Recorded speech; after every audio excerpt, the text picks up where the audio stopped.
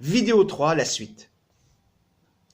Pour bien comprendre le pourquoi de cette bataille finale entre les forces du mal et du bien, et pourquoi la France, il faut remonter le temps au temps du roi Clovis.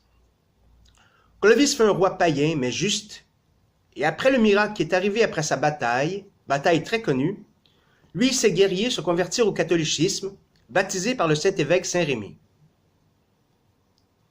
Et depuis ce moment, Dieu fit une alliance avec le peuple des Francs. Même alliance qu'il fit avec le peuple hébreu de l'Ancien Testament.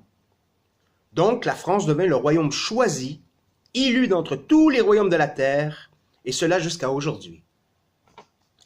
La France devint la royauté bénie, royaume privilégié du Christ. C'est pour cette raison que Lucifer et ses démons incarnés s'acharnent sur la royauté française, qui est la royauté même du Christ universel. Donc, Lucifer et ses démons incarnés, avec le temps, ont pris le contrôle de la royauté du Christ, en parenthèse, spécialement avec la révolution diabolique française, où des hommes corrompus et pervers ont fait alliance avec Lucifer pour ainsi arriver à couper la tête de la royauté française sous Louis XVI pour y instaurer la République ou la République maçonnique diabolique luciférienne, qui est en vigueur jusqu'à aujourd'hui. Mais le Tout-Puissant a son plan pour récupérer son royaume béni royal.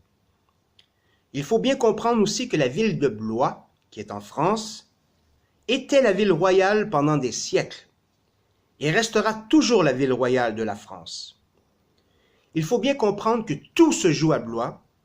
Jusqu'à aujourd'hui, Blois est la capitale mondiale de Lucifer et de ses démons incarnés, incluant bien sûr le château de Chambord, pour son projet diabolique mondial, qui est le centre du projet du nouvel ordre mondial, le NOM satanique diabolique luciférien.